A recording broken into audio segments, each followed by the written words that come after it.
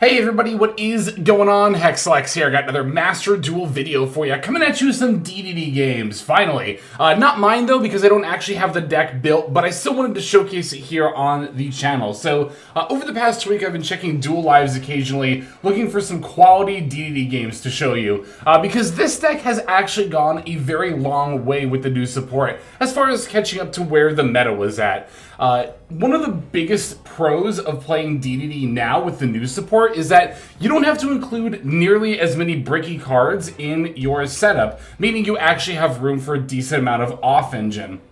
Now, because I don't play DDD, I don't have a list handy right off the bat, although I did actually have one in my recent Meta Watch video. I'll go ahead and link that down in the description below, or the pinned comment somewhere down there, just so if you want to see a deck list for DDD, you can see the sample one I have there. But this game that we're going to start with is a very good showcase of DDD's turn 1 plays, and as you can see, it's relying a lot on the new support here, but at the end of the day, it's still going to rely pretty heavily on Gilgamesh, the Link 2. If you're wondering what the choke point for DDD is, I still think it's Gilgamesh, which sets up the pendulum scales directly from the deck. Without the pendulum scales, it becomes very difficult, if not impossible, for DDD to make plays, but the new Sky King Zeus Ragnarok is definitely a force to be reckoned with. That can negate any monster effect that activates in the hand, which is really, really good for DDD. It makes your combo line pretty much Nibiru-proof, so definitely something to watch out for. That's another reason why I think the Link 2 Gilgamesh is a really solid choke point,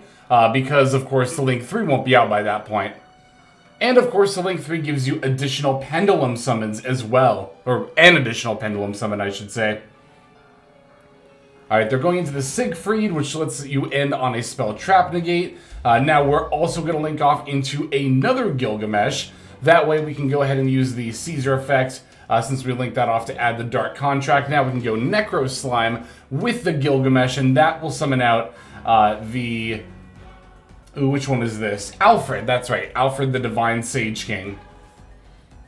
Yeah, there's also a new Fusion Synchro and Xyz for the archetype. There's Alfred, the Synchro is Clovis, and then the rank 4 is the one that searches. I don't remember that one's name off the top of my head, but those are not only good extenders, they also allow you to be able to set up your OTK, which I think we are also going to see within this same duel. DDD's new big boss monster, the one with 4k attack and defense, will gain additional effects when it banishes the new Synchro and Xyz monsters, such as Piercing, and the ability to inflict damage to the opponent equal to the attack of the monster you destroy in battle. Of course, we can go into Caesar as well. You're used to seeing Caesar in the Fiendsmith engine a lot of the time, but of course here, it is native to its own archetype as well.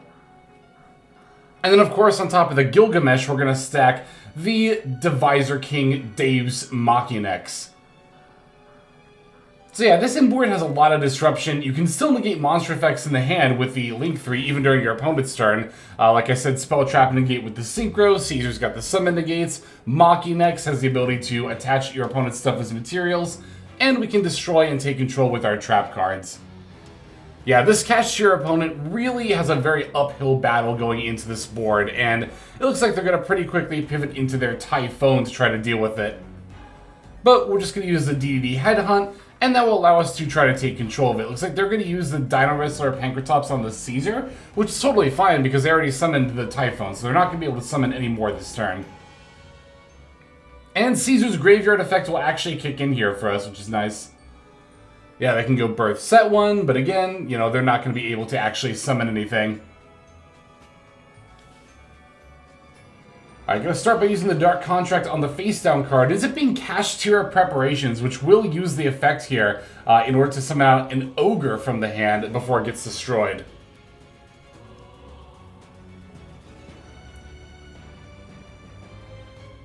Alright, looks like they're going to banish out the... Well, they're going to try to banish out our stuff from the graveyard, but we've got the Siegfried in order to negate the Birth here.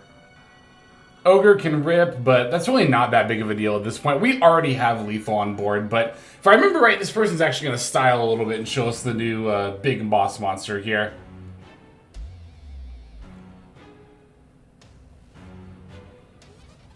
Alright, here's the Zero Doom Queen summoning itself. Gets to pop the Cashier of Birth, moving into the main phase. Okay, yeah, looks like they're just gonna banish their stuff and go straight into the Dimensional King Arc Crisis. We'll see a game later on in this video where we actually see the proper OTK with that card, but there you go. I think that first game is a very solid demonstration of what DDD can do. But we got a couple more games to check out here. Alright, for this next one, I think this might actually be the OTK game that I mentioned. I think this person's going to be up against Orcus, if I remember right.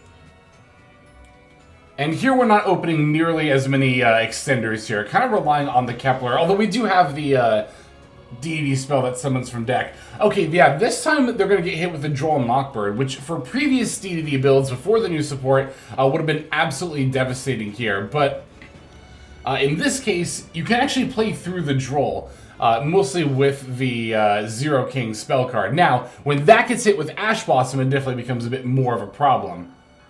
Alright, Duelist A gonna go draw phase, Prayers. Looks like they're on Mitsurugi, I think with the Orcus stuff. We're chaining Maxx here, of course, to make sure that we're able to get the draw if they summon here. Which they're choosing not to. Oh, no, they're gonna summon the Armasa. Oh, no, they're searching out the Armasa. Okay, so they have Murakumo and Saji in hand. Normal summon Saji. Saji effect's gonna add a ritual here. Now they're gonna activate Mitsurugi Ritual, but we're gonna chain our Dominus Impulse. And we still have the Red Reboot in hand, too. Yeah, like I said, you know, in old DDD builds, you would literally only have room for, like, your Maxxes, your Ash Blossoms, and your Callby, and that was it. But now we actually have room for, I think a lot of builds are on, like, 12 or 13 hand traps, which is pretty standard for the current meta. Looks like Duelist A is going to hit us with a Maxx here, and at this point, we're just going to have to try to push through and OTK our opponent, placing the Queen in the scale before going for the search for the Kepler. Kepler effect gets to add another Dark Contract with the Gate, I think it is, the one that searches, before we summon Copernicus from deck with the Zero King. They're going to Ash Blossom our Copernicus effect, which would send our Knight to the graveyard. But we still get to link summon here into the Gilgamesh. Which, like I said, a lot of the time, this really is going to be the most important effect you resolve here, is the Gilgamesh to place your scales, right? Because, of course, that means that you're then able to summon out everything from the extra deck and then make your plays. And not only that, but right after a Gilgamesh, you get to summon the Zeus Ragnarok, which, again, now you no longer have to fear getting hit with Nibiru or something like that throughout your combo line.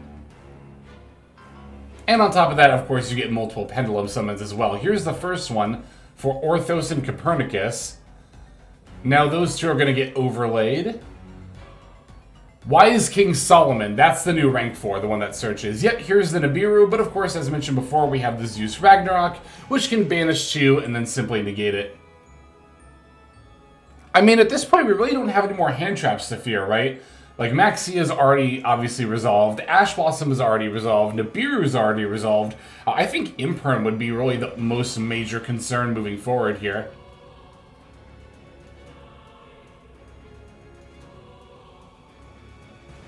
Alright, so we're going to use the Solomon, or not the Solomon, the Zeus Ragnarok to pop, get another Pendulum summon. We can pop our own card with the DD Trap card, but that was to get the Necro Slime in our graveyard. That Necro Slime is going to get hit with the Dominus Impulse, but we do still have that Red Reboot here. Meaning we can just turn their Impulse face down. And also now, because they're going to have cards on their field, we no longer have to worry about Imperm either. So at this point, I really don't think there's any hand trap our opponent could realistically have. I mean, they might try to Droll us, but that would also stop them from getting draws, and we might even be done searching by this point. Like I said, you know, DV can play through Droll relatively easily. I can tell you from personal experience. I've had games on ladder where I go to Droll DV and I'm like, yeah, that'll end their combo, right? And then no, it definitely doesn't. Alright, Flame King Genghis is going to revive the Orthos here. Now we're going to Synchro Summon. I think this is going to be the first... No, this is for level 10, right? So, yeah, we're not going for the Zeus Ragnarok OTK. Or, sorry, the Dimensional Arc Crisis OTK. We're just setting up a bunch of bodies here to finish our opponent off. Yeah, so it's this next game where we're going to see the Dimensional Arc Crisis OTK. And that one is actually going to be against Orcus. I just had it mixed up here. This one was against Mitsurugi. Alright, going into our last duel here. I did try to find a solid going second game, but I didn't really see one. That said, at the same time here, we're still going to be able to see that OTK line. Duelist, they get a lead with the Fulos. I guess this person has played against Draco Tail one too many times, using their own using Fulos rather during their own draw phase. I guess in case Duelist B throws out like a Fimena here. Duelist B is not going to throw out a Fimena, but they are going to throw out a Maxx. So Duelist A is going to actually end up drolling themselves in order to push through the Maxx.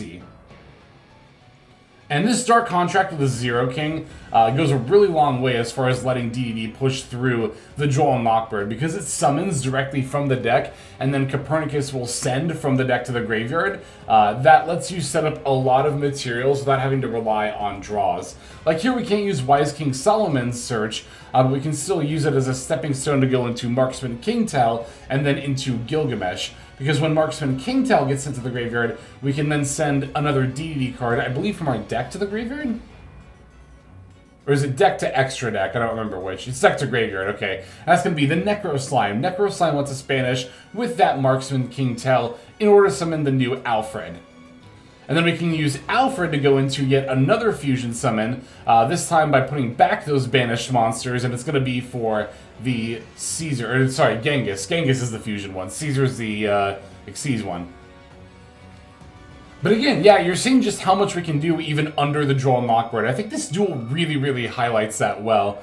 We can overlay into the Caesar, getting those summon negates for our opponent's turn, and we can even synchro summon here for 6.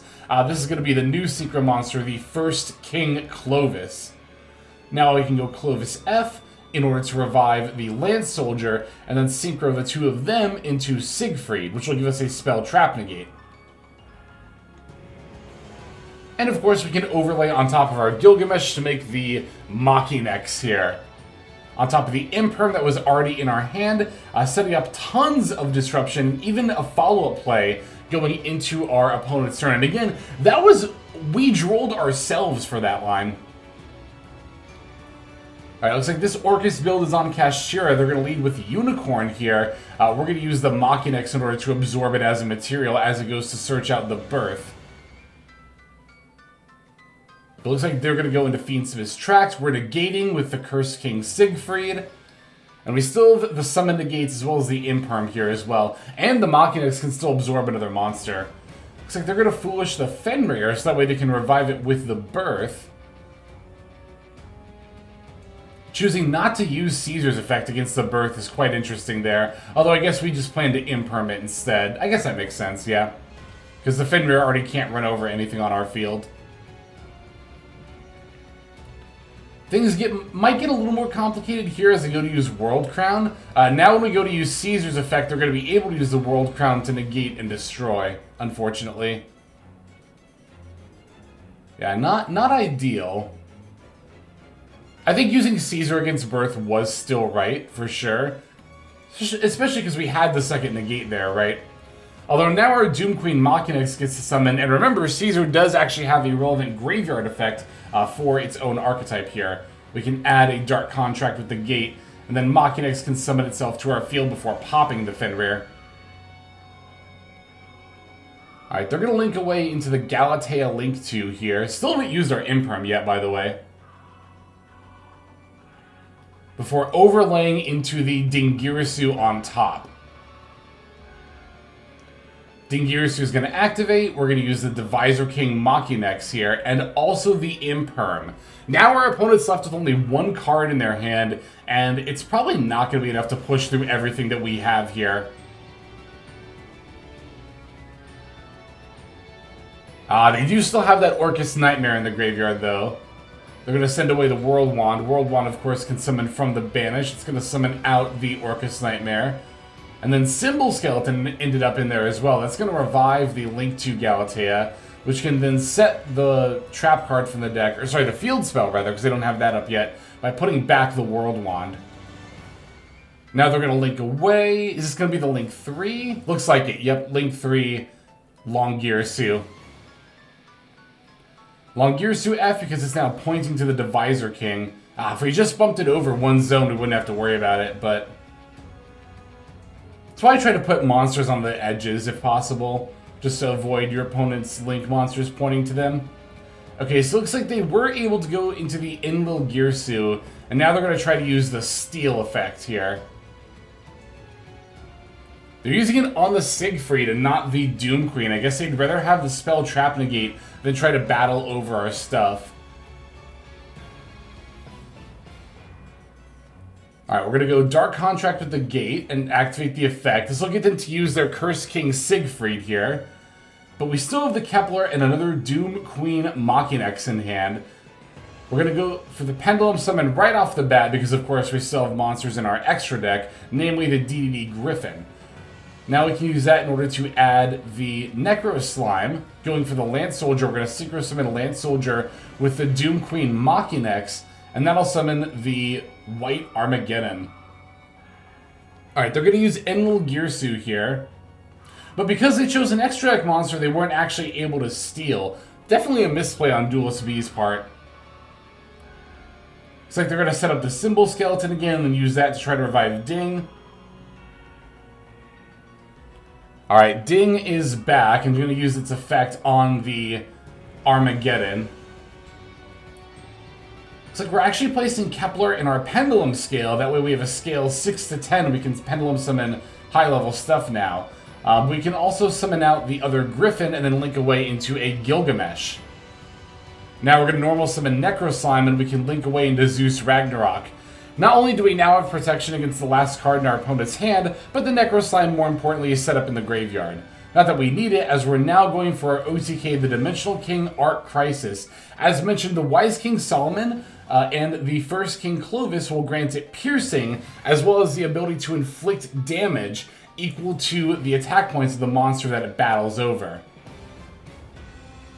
Yeah, they can go for Galatea Eyes effect, but that's not going to matter at this point.